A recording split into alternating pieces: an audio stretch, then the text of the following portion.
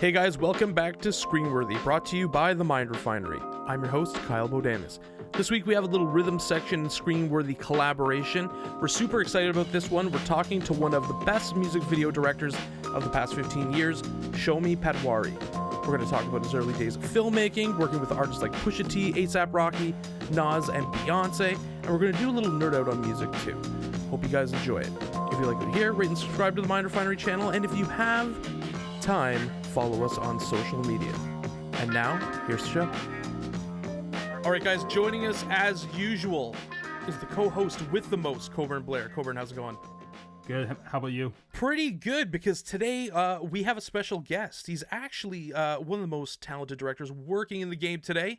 He's worked with artists like A$AP Rocky and the rest of the A$AP mob, The Weeknd, Pusha T, Ty Dolla $ign, Mark Ronson, Offset and 21 Savage, and the incomparable Metro Boomin. I could do this for hours. This guy was even a cinematographer on a Beyonce video. He's also worked with brands like the New York Knicks and Mountain Dew. So let's all please show some respect on the name of Shomi Patwary. Shomi, thanks so much for being here. You guys are too kind. What's up, y'all? So how's everything going? How's everything in your neck of the woods? Super busy. We're on pre-production for 9 potential videos. What has the COVID situation, like, how has it affected just, you know, your process, your flow? Like has it put a ton of work on the back burner? What's the situation? You know, it's crazy. Like, everything shut down in March of last year, right? Close to almost a year ago now that I'm looking back at it. So everything shut down March. The timing was nuts because in 2018 and 2019, our company was like really focused on commercials. So we took a break from music videos. We made a lot of money, but it was a lot of work. So my wife and I decided to take off 3 months towards the end of 2019. Actually, I think we weren't going to go back into work like March of 2020, right? Mm-hmm. So we took like a 3-month break. We're like, all right, cool. We needed this break to rejuvenate, you know, get our batteries charging again. We took a vacation, went to Thailand, went to my homeland of Bangladesh, and, you know, spent time in Virginia, like did a lot of thinking, you know, we needed that break. Little did I know that we'd be coming back to another break, unneeded break, which was the COVID situation. Like we were hearing about it a little bit while we were in Thailand, like not aware that it's about to be pure pandemic levels, you know? So that was a huge shock because in March we had done 2 jobs, and for April we were about to do about 4 to 5 projects in the month of April, mainly for Pharrell's festival, Something in the Water, that he does in Virginia. Mm-hmm. So my brother's at Showtime Television with Deezus and Miro. You know, they have a night, like a nightly show. It's so good. Yeah, a talk show. It's really dope. And so we were going to do a Virginia Beach episode, but it was covering the festival that Pharrell does now. Oh, that's amazing. Yeah, that's a sick idea. Yeah. So he did one the year before, last year, which was incredible. Jay-Z came out, Snoop, Missy Elliott, Timberlake, all-star lineup of surprises. Insane. Travis Scott, Ferg, everybody was out there. So like Virginia Beach was going crazy, and really looking forward to 2020's festival. 2020 was going to be insane. You know, A$AP Rocky, Tyler the Creator. So we were going to do a whole entire Virginia Beach episode. We were going to do like a bunch of fun projects where we were going to do like a funny celebrity mini golf tournament, like really fun stuff. Was Teddy Riley going to be involved? I'm sure he was. Yeah. Because he was involved the year before too. Like he came out. So it was going to be insane, man. And then all that like got shut down. Like instantly saw myself losing $100,000 in profit. That month, and more than the money, I was like, what the hell is going on, and how are we going to move forward? Super dark times, because we didn't know what to do after that. and we had just already taken a 3-month break, right? So, but little did I realize, like, maybe I needed it some more, like I really needed to like think about where our direction of the company was going. And one thing we always wanted to do is go, I mean, we were making moves towards going into TV by working with Deez and Miro already. And we had done like a smaller project with Deez and Miro via Zoom, because Zoom started blowing up around that time. So we shot one of their musical guests via Zoom. Was that the RMR? Yeah, Rumor. RMR, Rumor. Some people call him Rumor. But yeah, we did the RMR thing. That was cool. But man, our goals were to do so much more with them that year. So things got interesting. I said, look, let me use this time to like hit up my friend who was always into like films like me. So we started writing. So we wrote our first full-length feature movie script. We finished it by July. And it's funny, like a week before the shutdown, we had done 2 music videos. One was for this artist, Comethazine.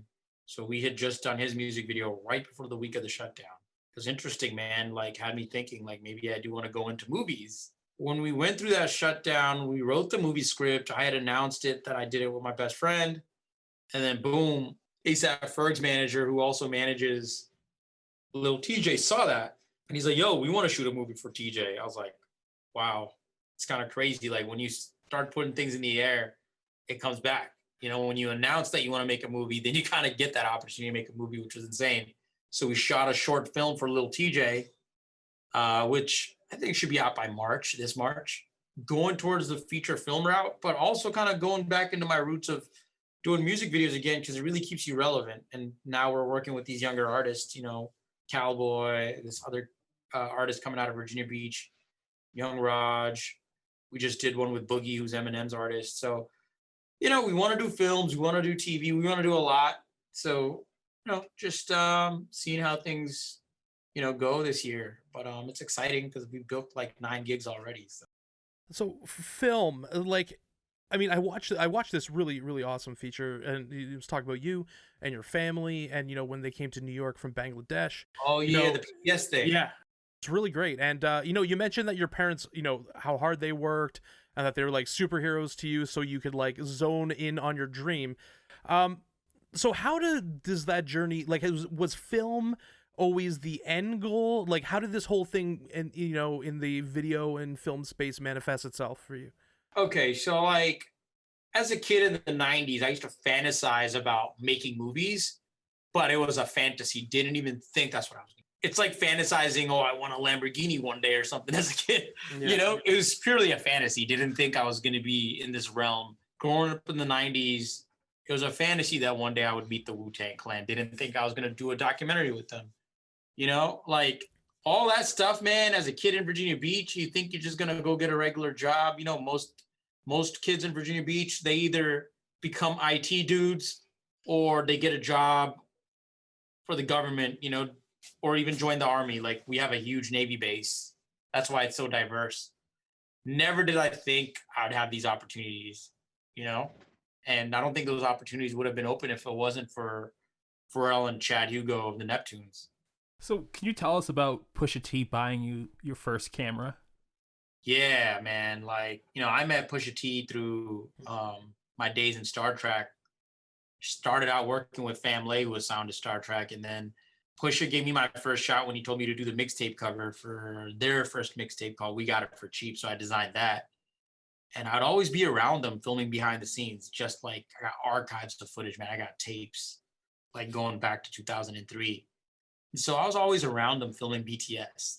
They would always be curious about that stuff. And so one time they were with Kanye West for a video shoot, and I was filming BTS for them, shot some stuff with them and Kanye. And I put this BTS out, and they're like, yo, this BTS is actually dope. Some people liked it better than the actual music video.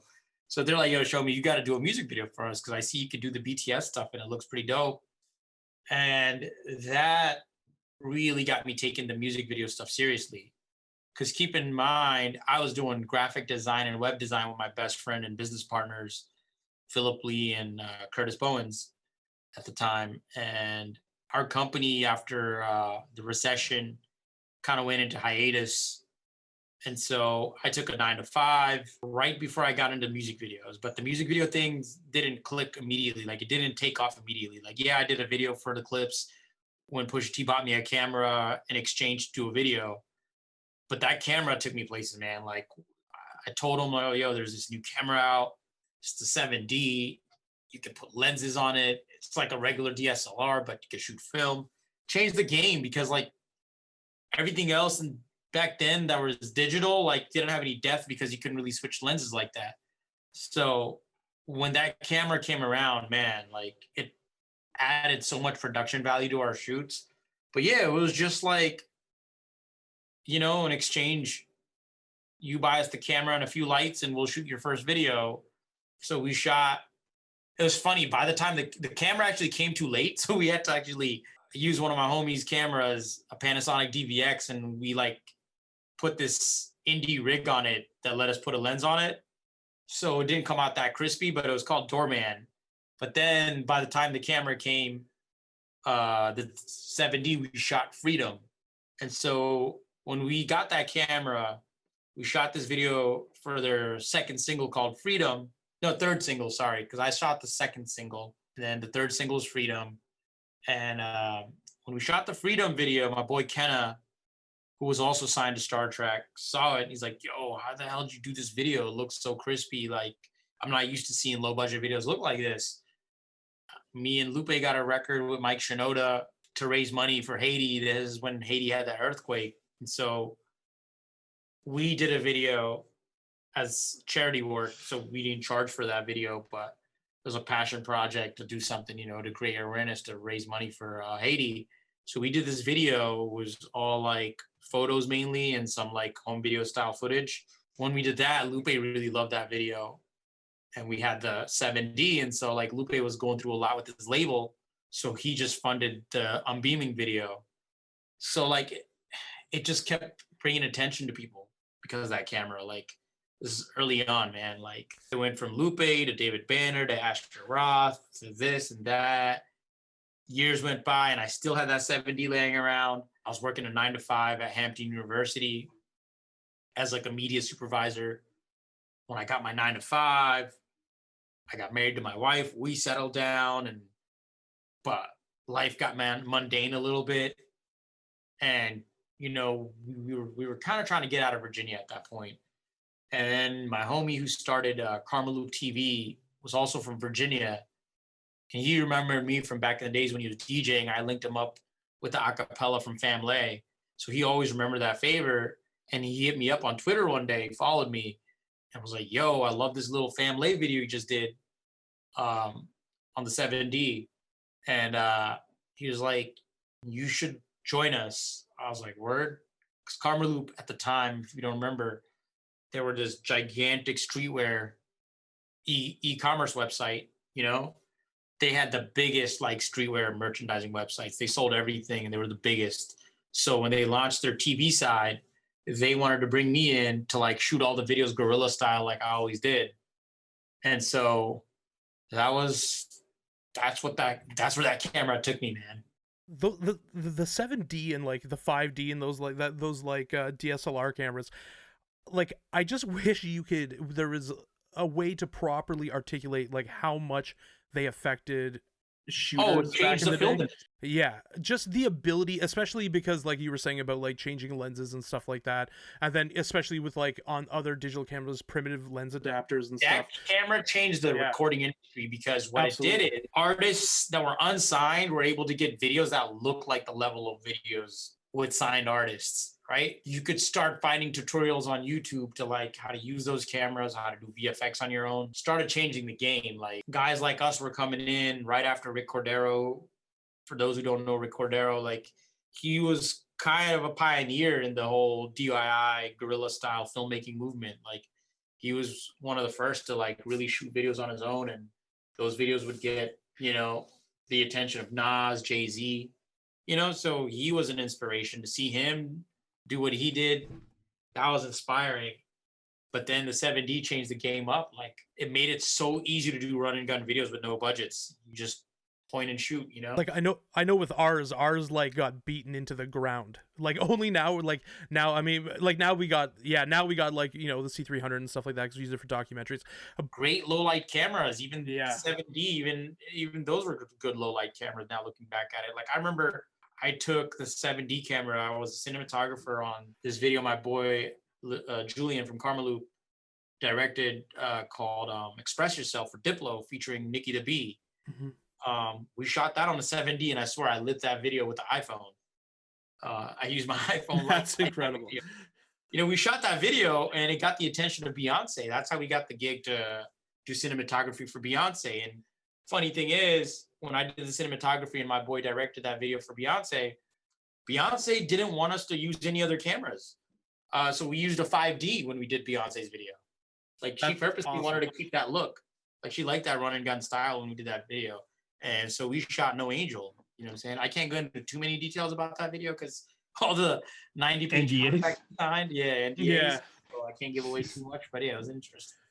So people breaking out of the industry, if you're listening, don't turn your nose at you know, the do-it-yourself stuff because, like, you know, everyone's talking. Yeah, because everyone's talking Alexas and stuff now. Obviously, these are fantastic cameras, but yeah, but those things when you get your start, you know what I mean, they're really good. What was your creative process like? You know what I mean, like when you get the video, like how do you start breaking it down? How do you start preparing? When I first started, we didn't even ask what a budget was. We didn't even know what a budget was. You know what I'm saying? Like, I'm not gonna lie, like I was so green when I started that I had an eye. I knew what I liked, but we didn't know how to achieve that look. So it was trial and error. So like before the DSLRs came up, I was like, oh man, how do I get the depth of these videos that were shot on film? And I met this director, Kevin Maestros.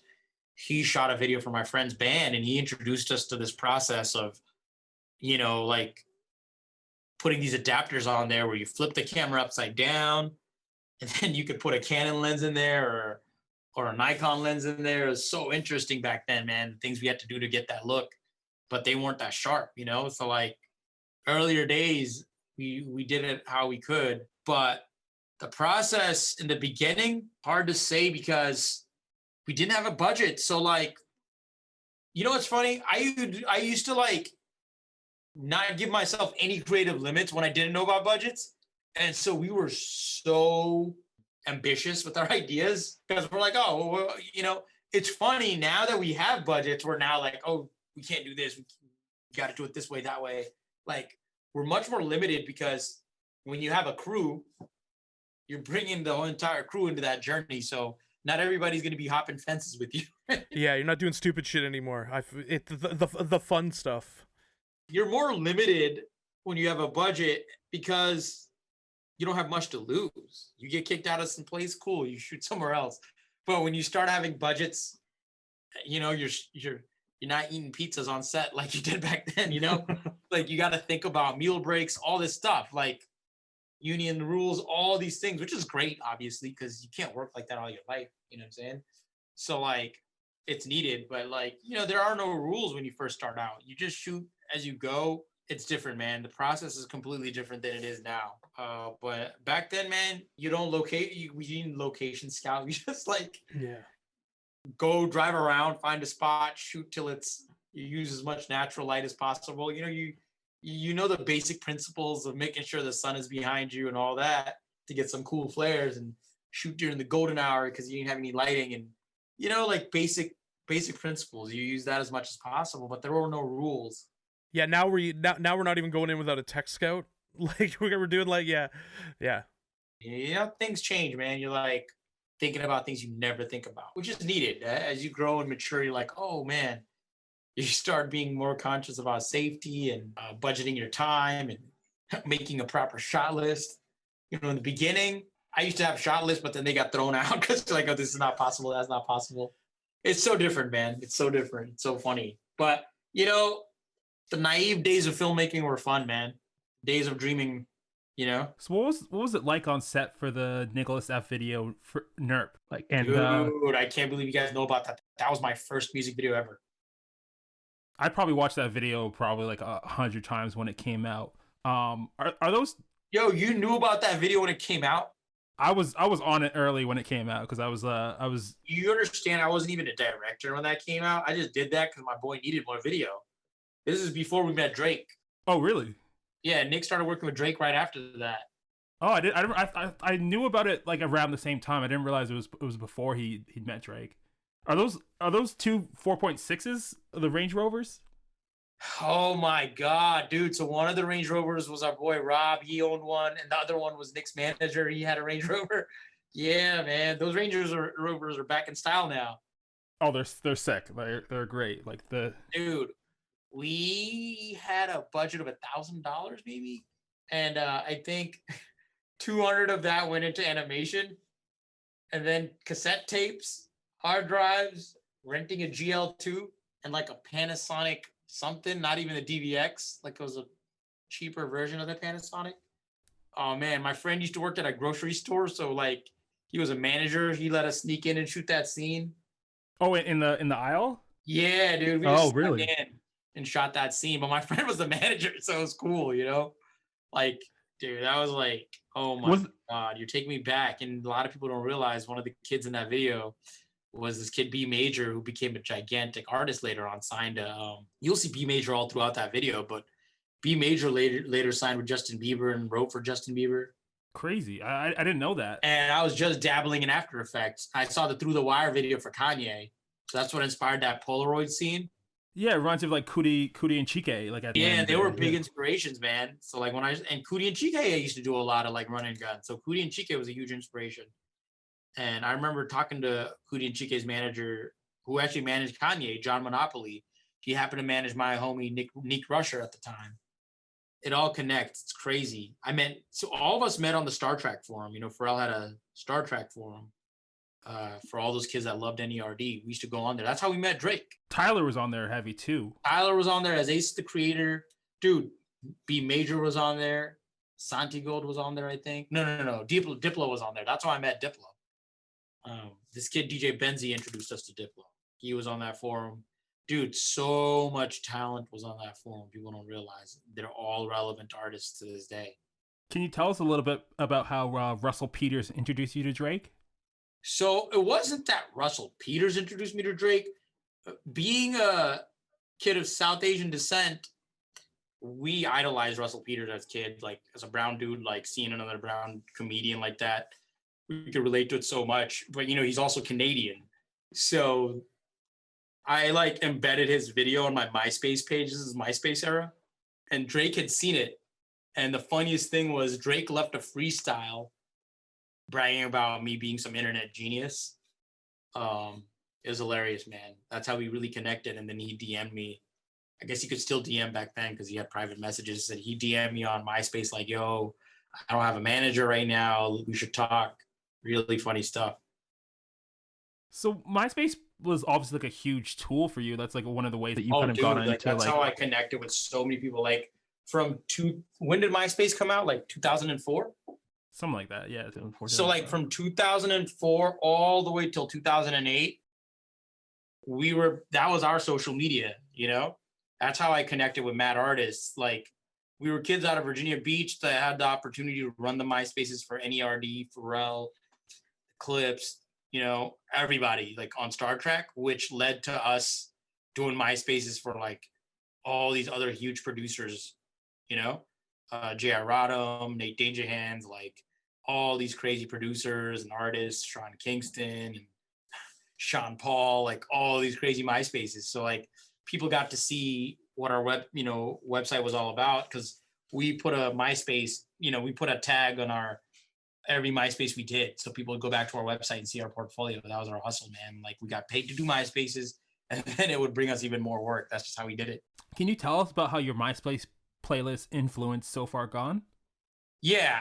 Okay. So this is not 100%, but this is my theory. Like I swear my exact MySpace playlist, 3 of those records or 4 of those records are records that he raps over. It's crazy. My theory is because we're friends and you'd always check out my MySpace. It's kind of ironic that the exact same songs with Santi Gold and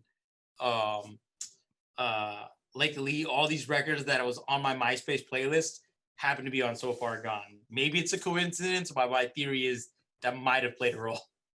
That's such an amazing story, and such like so unique, and like obviously like you've been around so many, you know, people and had so many moments and like created so much.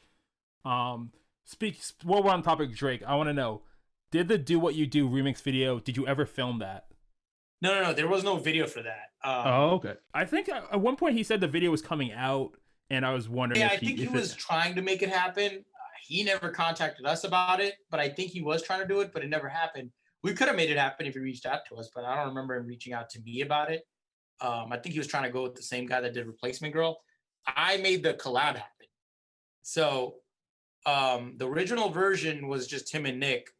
Nick's manager at the time was loosely managing Drake a little bit, reached out and said, yo, can you get the clips on it? I think Pusha wasn't available at the time, but Malice was. So I reached out to Malice, and Malice like, who's this guy? I was like, yo, he's going to be the Canadian Will Smith. I'm telling you, man. You know, I hyped him up. And then he's like, all right, cool. Malice was like, my son is trying to act, so maybe he can give him some pointers. So, you know, we worked it out for the low. I remember he wired me the money, man. Royal Bank of Canada or some shit. Hit my account. And I gave the money to them, set up the studio session, did the record, and then I gave the record to DJ Benzi, who put it on the We Got the Remix mixtape. So that was a big look for Drake. That's crazy. That's such a crazy story. Like, it all connects, man. And Drake obviously was on there, but so Diplo also got the acapella for me from the clips, and Nick Catch Dubs and all these cool DJs all got on that mixtape. And then that remix mixtape, I sort of executive produced without realizing it, because I got the acapellas, I got the drops. Benzi like got the mixes to pop, and you know, sent him the record with Nick, Drake, and man, it was crazy times, dude. We didn't realize what we were doing, but it's insane because Rolling Stones picked that mixtape as like mixtape of the year. I remember downloading that mixtape. Like, I have that mixtape on a hard drive somewhere. Crazy. Yeah, man. I just took the acapellas from the Star Trek studios. Pusha didn't care. And then Pusha came by one day and I was like, yo, Pusha, can I get some drops real quick for this mixtape? He's like, yeah, whatever. He didn't even think, you know, what this mixtape was going to be like. So I recorded it through my Handycam. I had a little high 8 tape recorder. So it was recorded through that. I'll never forget. Pusha pulled up in his SL. The Benz that you see in the When Was the Last Time video, same Benz. He pulled up in that. He was literally in his car, and I was just recording him do the drops. I feel like that was one of your early hustles too, like getting instrumentals for because didn't you get the instrumentals for clips like initially? I did whatever they needed. So like when Pharrell needed a few of the instrumentals for the prequel tape, Pharrell, I don't think even realizes I was the one that was downloading those for him. And I was sending them back to the label. Because back then you couldn't just download instrumentals. Like you had to know how to get them off the, you know, LimeWire and stuff. I think I used Kazaa or LimeWire to get those. And so like I got all the instrumentals for We Got It for Cheap Volume 1, Volume 2. I got all the instrumentals for the prequel tape. So you were doing the covers, getting the instrumentals, like pretty much anything that was like, yeah, that's crazy. I mean, in the early days of music videos, you know, hip hop was largely shut out from MTV. In fact, you know, if you were a black artist, not named Prince or Michael Jackson, you were hard pressed to have your stuff on MTV. Oh yeah, that's the '80s, man. So I mean, now hip hop is really the epicenter. Hip hop is the dominant genre. It's pop music, and it's the epicenter of the music video too. I think it's. Because I remember, dude, even not that many years ago, all my work was in music videos. So like, I'm not gonna mention any names, but like certain corporations that would look at my reel and like, for a lack of a better word, they would say, "Do you have something more corporate?" I'm like, "What do you mean corporate?" Yeah, you know. And now hip hop is the dominant genre. Every major brand wants to get down with it. Now it's easy for me to pitch a commercial because that's what they want, you know. Well, that kind of dovetails nicely into the question here is like, you know, when you think about how you broke into the industry, like what are the big changes between then and now? Oh man, like, you know, now they trust a younger, less experienced director to get in. Back in the days, I had to fight, man. I had to fight. The budgets were good back in the days, like not like when I personally got the budgets, but like for everybody else, if you're a big director, like a low budget video is considered $300,000. That was like your low budget video. Like if you had a $300,000 budget, you were shooting on 16 millimeter. You know what I'm saying? Yeah. That was your low budget video.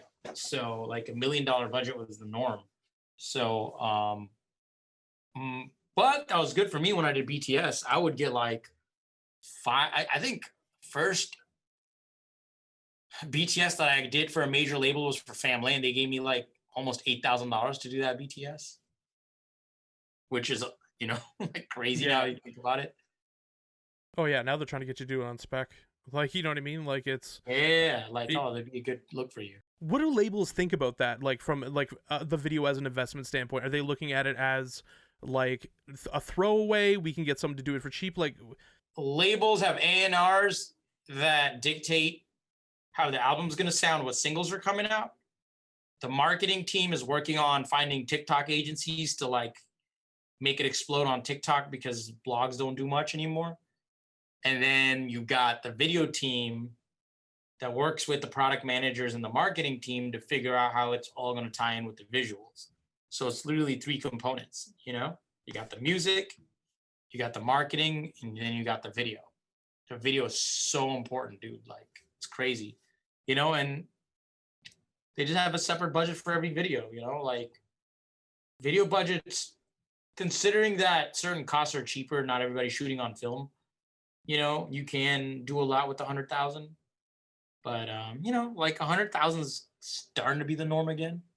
Are there any styles or treatments that you see in videos and you kind of think like that you help popularize it, or, you know, you think that's like my work? The trippy stuff, man. Like that's such a normal thing. Like when we did it, you know, my first data moshed video was not Lamborghini High. It was actually for an artist named Keaton. Did their video and did a lot of data moshing, experiment with that. But like us like doing all the color shifting on Lamborghini High, changing the color of the clouds, and like that's like the norm now, man. I think, not to take too much credit, but the Lamborghini High video made it okay for labels to be like, all right, cool, let's do some trippy stuff, you know? So did your experience using like green screen back in the day at Superstar Studios in Virginia like help you with your VFX work? You know what's funny? When I worked at Superstar Studios, that was a joint my mom was the manager of a store at the beach. When I did it, it was just a fun little stupid job that I treated like it was a karaoke thing. But I was always like taking it seriously at the same time, like with the angles and stuff, trying to zoom in and like do this and that, even though the people who are like spending their money to make those dumb videos, like they were having fun. I was kind of taking it seriously. So I don't know, man. I don't know how it had an impact on me, but let's just say I was always around cameras and filming people perform, whether it was them drunk or not, you know, like it's a different story. But I used to see a bunch of drunk folks pulling up to the beach. You'd have like some dude playing a guitar, singing, lip syncing John B with like a rodeo in the background from a laser disc. So you go on to like obviously introduce your brother to, you know, everybody who's making it happen in Virginia. And then like, you know, years pass and like your brother kind of introduces you to ASAP. The tables kind of turned where he starts introducing me to everybody. My brother got so involved with the ASAP mob on a production end that he started linking with everybody that was somebody out of New York. And then really everybody that was something in the rap scene, my brother knew. To this day, he still does, you know, like he knows Cardo, all these producers. So like my brother's super tight because he's a funny dude on Twitter, you know, and you know, he was super tight with ASAP Yams. RIP Yams, you know, today's Yams Day. So how did David Byrne end up on the set of ASAP Rocky's Multiply video? You know, it's funny. I just talked about that on another interview I did today. Oh, man, that was random. I'm a huge Talking Heads fan. And at the time, I was reading his book, How Music Works. Great book. And while I was reading that book, first time I ran into him, so Rocky used to live in this dope penthouse in Soho, and right near that penthouse, there was this deli that we used to go to all the time. And one day, David Byrne just pulled up to that deli, and I was just shook, frozen, starstruck. And I don't get starstruck, but there's just certain artists, if I see them, I'm like, oh my God. So I didn't say nothing. And then like a year later, we shot the Multiply video and we got like 100 bikers with us. And David Burns is known to bike around Soho. And he just pulled up biking as we're like 100, we're like mobbing with 100 bikers, just going crazy. If you see the video of Multiply, like taking over New York City. And then David Byrne goes by and me and Rocky like yelling at him like, yo, we're huge fans. And he's like, thank you. And just bikes past us. How old were you when you first saw Stop Making Sense? Oh man, you know what? I think I saw that while I was in college or something. It just never ceases to be so amazing. Oh, like, dude, incredible. It's one of those films I watched in my like really, really film buff eras. Mm-hmm. Like when I discovered guys like Jim Jarmusch and all these folks, I started like just going back and watching movies like that. Yeah, Stop Making Sense was something I watched when I like just started going back to 80s films. I was watching movies like that. I was watching what is that other movie? Stranger Than Fiction, was it? Yeah, that's Jim Jarmusch, yeah? Yeah. That was a good one. No, it wasn't Stranger Than Fiction. I think it was, what was it called? It was Strangers in Paradise? Yes, that's what it was. Yeah. Was it one of those movies? I forget. Yeah. I was watching like all Jim Jarmusch films. The 80s Jim Jarmusch shit is so good. Like, it's like I was watching a bunch of David Lynch stuff. I was just like going back and like, because like as a kid when I was watching movies, I didn't analyze movies as a film buff, you know? And then I started discovering like Wong Kar-wai, started watching like In the Mood for Love, started watching Chungking Express, which had a major influence on me. See, when I hear you say David Lynch, I'm like, now I because I'm immediately starting to think about your videos now. Some of them have Lynching qualities.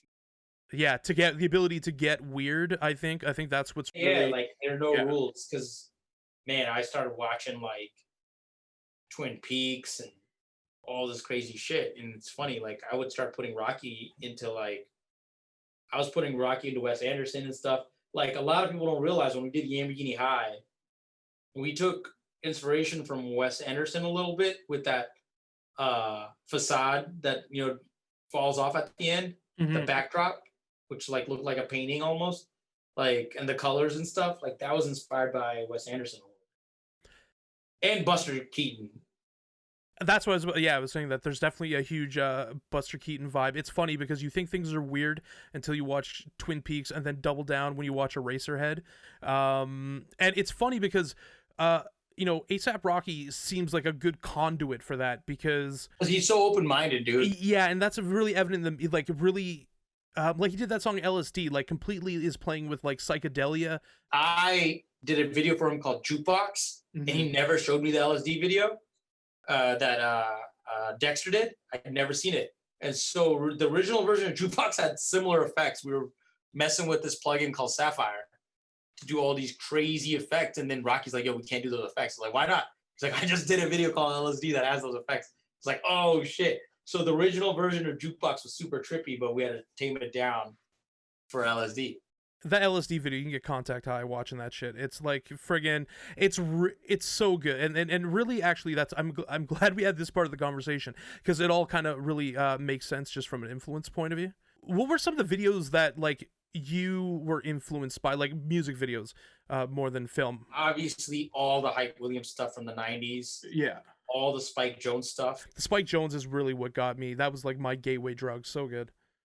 I did this like dystopian sci-fi short, and clips of it came out for this campaign for Gentle Monster, and I was watching a lot of Chris Cunningham videos for Bjork and Aphex Twin that inspired me.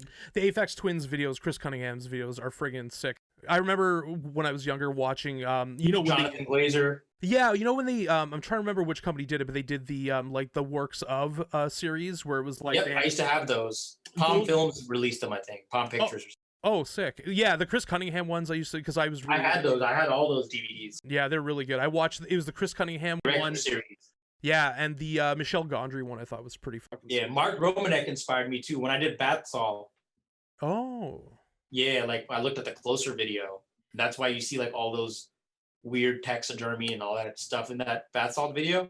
That's fucking awesome. I feel like this is like an Easter egg conversation now, because now I'm like thinking about your that's really I fucking... told Yams, like, Yams came to me about that video like a week prior to shooting it. We shot that video so last minute, and Yams was like, yo, what do you want to do? Like, we want to make it gothic. I was like, I got the perfect reference. Let's look at this. We looked at the Perfect Drug video, and we looked at the bath song, and we looked at Closer video. So like it had this goth element to those videos. So like that's how that goth aesthetic came about. I feel like that Perfect Drug video like gets lost in some of the Nine Inch Nails video mix, just because I think because it was on the Lost Highway soundtrack and everything. Because that was Lost Highway, right? Like the soundtrack. Oh my god, I love that soundtrack. I love that record that Smashing Pumpkins had on there too. Oh, I love that we can have these conversations. I talk to a lot of... How old are you, if you don't mind me asking? I am 36 years old. So we're from the same era. I'm about to be 30. That's why we know this stuff. Oh yeah. No, I was like, because like up here in Canada we have Much Music, and I love Much Music. Shout out to Much Music. They helped me fund 2 videos. They helped me fund Keatronada's video, and they helped us fund the Belly and Weekend video. Oh my god, fucking crazy! I didn't know that. Keatronada. Which video for Keatronada did you do? I did You're the One. I fucking love Keatronada. He's just, oh Jesus. Yeah, man. Like I like for us, and I know I'm sure I speak for Coburn with this too. Like Much Music was our shit growing up, and it's like, honestly, dude. Like I used to like. Much Music had better interviews too. I just watched a Much Music interview with the lead singer from the New Radicals, and dude, the interviewers were so good on Much Music, much better than the MTV interview. Like Matt Pinfield knew his shit, but the other guys weren't going in depth, like talking about philosophy, like they did at Much Music. I think they had better interviews. Well, I think Much Music clung to the like journalistic aspect of it longer, whereas like, you know, MTV, it got more and more commercialized. Then MTV2 broke off, and you know that's kind of where you were getting that fix before, you know what I mean? And you know, Rhapsody with MTV, you know, with Much Music was a huge influence. You know, I know me and Coburn, because like we're putting together, you know, a show that's kind of looking at the Toronto hip hop scene, and like that is, you know, the inspiration for it, you know. You know, as we kind of like, you know, move towards, you know, the end here, like, let's talk about the future and like who is like, what directors in the game now are really catching your eye? Like who do you think, you know, is representing the future? Yeah, there's a few, man. Let me see. There's this kid, Petite Valentine. I think that's how you pronounce it. Mm-hmm. How do you say it? It's Valentine. I think Petite Valentine is super dope. Love this kid's work. He's inspiring. Who else am I looking at? I'm trying to think. For new guys, I like him a lot. I like, it's so hard because I don't really look to music video directors like that anymore, because I look at the old school ones that still, I look at more like filmmakers. Well, which filmmakers are inspiring? Ari Aster. Oh yeah. You know, man, he's so good. Obviously, Jordan Peele. He's so talented, and I was saying, like we talked on our movie podcast a while ago just about like Get Out, and Jordan Peele's ability. He's so lean in his writing. He's redone. It's so good. This whole genre of horror. It's another level now. Like he's reinvented the horror genre for the better. Yeah, and he's acting like a point guard too. He's bringing people along, like Misha Green, like just with Lovecraft, and just how wonderful that was. Incredible, dude. I would say, yeah, man. And Hiro Murai, still love that dude's work. He's my favorite right now, just because like Atlanta, I'm in love with it. I love Atlanta. Like, you know, I always wanted to do a show like Atlanta, but I was going to be in Virginia, and I still might. But when I saw Hiro do it, that really put the battery in my back, like to really do something like that. So my road trip comedy is kind of like that, but it's a movie, obviously. Yeah. It's kind of like Atlanta, but mixed with like Harold and Kumar. Imagine if Harold and Kumar went to go make a music video and everything went wrong. That's what my first movie script is. And it's funny because Atlanta really influenced by like Twin Peaks and David Lynch stuff as well. Right. Yeah, so like, like weird. It is, and there's moments on that show that are so laugh out loud funny, and then other words that, you know, are painful, and then other ones that are just like unnerving, and Hiro Murai has a very Lynchian aspect to his work too, though. Yeah. Like if you look at his music videos, the one they did for Chet Faker. And you know, to finish up here, we want to know when can we expect this feature film? Like now, I'm super. You know what's probably gonna happen? I'm writing a hip hop horror movie right now. But it's funny, the hip hop horror movie's like Spike Lee meets John Carpenter. I say Spike Lee more for the fact that it's not really Spike Lee. It's Spike Lee executive produced this one horror film. Do you guys remember? It's called Tales from the Hood. Yo, so Spike Lee executive produced a movie called, or I think he produced it, called I think it was executive. Yeah. Production company was 40 Acres and a Mule. Yeah, they director Rusty Kundiev. He directed that, I believe. And he did this movie, Tales from the Hood, and I'm like, yo, how come there's not enough like hip hop horror movies, you know? So I threw the idea of doing a hip hop horror movie when Rocky was first starting out, when we did Bath Salt. When I directed Bath Salt, my homie Skip Williamson hit me up. He executive produced all the Underworld. He did all those Underworld movies. Oh, cool. And then he produced Crank. I don't remember Crank. Oh, I remember Crank. You forget Crank, yeah. It's a nonstop thrill ride.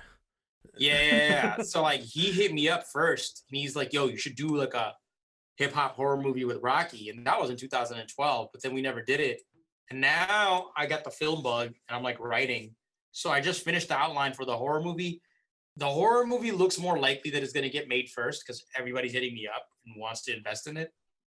You know, like we're probably going to get that made independently first. So like I'm saving up money to put up some money for it. Like it's going to get made. If I got to sell my cars and a kidney, I'm going to get this movie made. Yeah. Is there anything else that's coming out soon that you want to plug in here? Yeah, man. You know, it's funny. Like I said, I think the little TJ movie I directed, it's a short 30 minutes. It's kind of like a pilot to a TV show almost. Is that going to be available? Where's that going to be available? YouTube or? You know, we don't know yet. We might get distribution for it. Sick. Release whoever's the highest bidder. I guess that's it's gonna come out through. So It could be Amazon, it could be YouTube. Whoever's the highest bidder, you know, we'll get that. We're still in post-production. We're fixing up some stuff. Yeah, everything's like in a holding pattern. Like it's just ridiculous. I still got to do a pickup day for my sci-fi film that I did as a short. So I got that. And yeah, man, like this 2 short films. I got a music video coming out with Kenna.